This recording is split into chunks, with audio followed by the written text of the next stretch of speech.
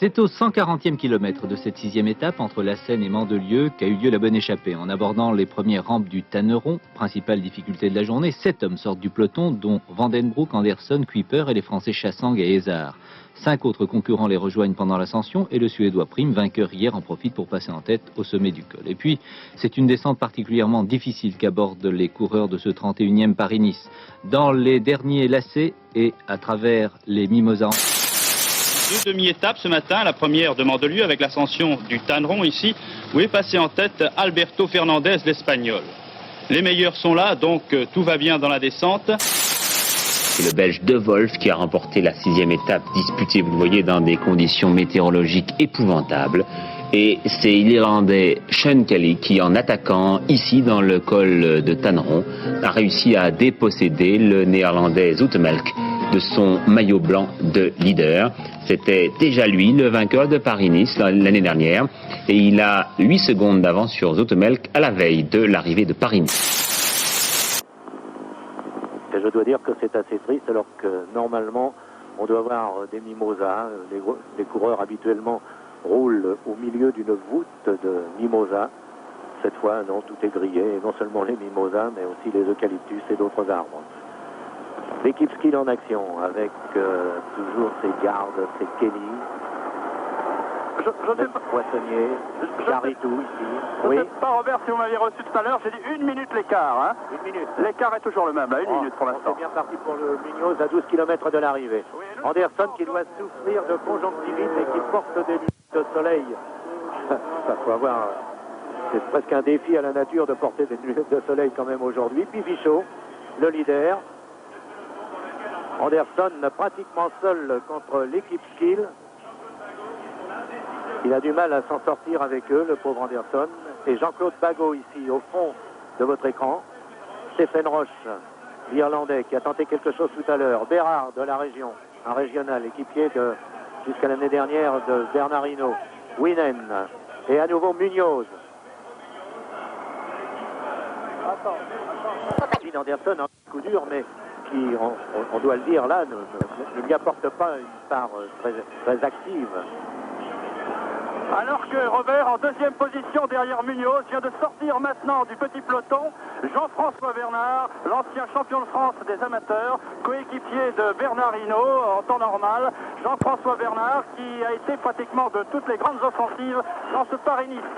Il vient de partir maintenant alors que nous sommes dans les 200 derniers mètres donc du sommet du Tanneron. Quand je dis sommet du Tanneron, je ne parle pas de la banderole que nous avons passée bien entendu, mais vous savez qu'il y a un petit raidillon immédiatement derrière la banderole. Ah, nous l'avons constaté avec Munoz. Voilà. Avant donc la descente sur Mandelieu. Jean-Claude Bagot qui a gagné cette étape, cette avant-dernière étape de Paris-Nice, avec un peu plus d'1 minute d'avance sur le reste du peloton.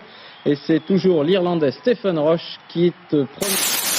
Paris-Nice 91, le départ a été donné à Toulon, donc direction Mandelieu-la-Napoule, avec une arrivée au sommet d'une bosse, comme la veille sur le Mont Faron, donc 178 km, et nous sommes donc sur l'ascension du Tanneron. Issu d'une échappée de 5 coureurs, vous voyez l'homme de tête ici avec son maillot de la PDM, c'est l'Irlandais Martin Hurley, 12e du classement général à 2,59, vainqueur pendant sa carrière de la 8e étape du Tour de France 89, de la 14e étape du Giro 86. L'Irlandais est poursuivi par 2 coureurs. Stéphane Lowe. Déjà vainqueur d'une étape de l'Étoile de Bessèges, cet espoir de 21 ans dénote dans la morosité du cyclisme français. Il n'a aucun complexe, il adore bousculer les traditions et en particulier les valeurs établies. Bref, il a tout pour devenir un beau champion avec l'intelligence de course en plus. Ainsi, sur les pentes du Tanneron, alors que Yann Lamers avait préféré faire exploser le groupe des attaquants très tôt, c'est au train que Stéphane Lowe est revenu en compagnie d'Eddie Schleck.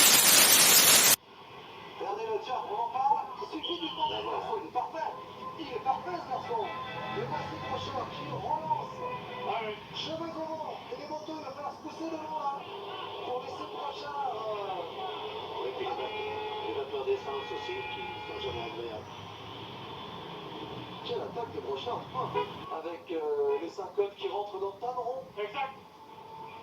À 21 km de l'arrivée. Et on n'en a pas complètement fini avec les difficultés. Allez, un contre encore là-bas. Ouais, je crois que c'est pour le remplir la montagne. C'est le lot qui est parti là-bas. Oui, mais il connaît tellement bien le parcours, il le disait à Jean-Paul tout à l'heure. Ah, ça, c'est une histoire qui se répète. Det er en meget kuperet rute hele dagen, og man kan godt køre rigtig godt alene på sådan nogle steder her. Man kan se, det er altså våde veje i dag, der har været regn, og så kan det være uhyggeligt glat helt nede ved Nicekysten. Og det er nøjagtigt der, de kører lidt ind i Michael Blautun og Michele Bartoli måtte alle bukke under for maveånden, så måske kunne Jaxes gule trøje komme i fare.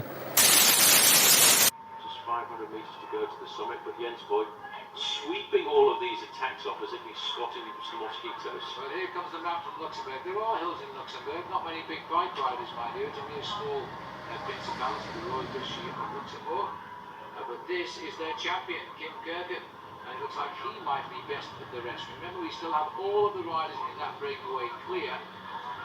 So there's no king of the mountains points here. David Moncucci is having a good day, doing nothing and keeping the lead. Corner for him. Looks like the Irish flag over there to the left-hand side. Memories of days gone by. Days gone by when Sean Kelly was the dominator of this event. Kim Kirken from Luxembourg. And although Luxembourg hasn't produced that many great cyclists... Dat is goed van der Wallen dat hij daar blijft zitten. Knap. Heeft toch ook al zijn kilometers op kop gereden de voorbije dagen?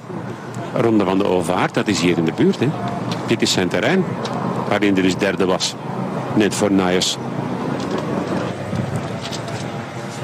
Heeft zijn debuut bij een pro-tourploeg niet gemist, Jurgen van der Wallen. Hij is zelfs... Nee, ik wou zeggen het is gaan aanvallen, maar hij zat hier. Het is een versnelling van Kajeskin. Met sprekend gemak. Oh là là.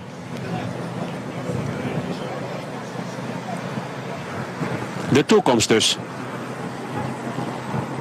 En als hij goed luistert naar Alexander Vinokourov, gaat die jongen heel ver komen.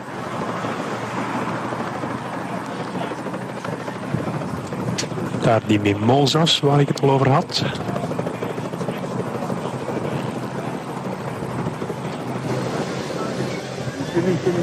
Mooi decor om in te fietsen, al hebben ze er niet veel oog voor. Pittige cadans van een man die volgens Sainz nog altijd wat te vet staat. Moreau est resté bien au chaud dans le peloton, mais un autre Français, Mathieu Sprick, fait la course en tête. Deux hommes aux avant-postes et derrière, la bagarre pour le maillot jaune. Dans la descente du Tanneron, Davide Rebellin, deuxième du général, lance les hostilités. Avec lui, 5 coureurs, dont Sylvain Chavanel. Robert Gessing, le leader de la course, est piégé. Alors que Rebellin roule pour le général, Sylvain Chavanel s'en va seul. Après le jaune mercredi, le Français remporte enfin la grande victoire d'étape qu'il attendait tant. Les Astana sur 2 font le train pour Grifko dans l'ascension des Tannerons. Il y placera une attaque décisive qui lui permettra de franchir la ligne d'arrivée 18 secondes devant Mathieu Ladanius. Yann Backlands, revenu de derrière, prend la 3e place et Michael Chirel est 4e. Ce n'est qu'au moment de l'ascension finale que le peloton se divise. Après une dernière boucle au Tour de Grasse, le Belge Jürgen remporte l'étape. Thomas Lokvist, lui, remporte le 40e Tour méditerranéen.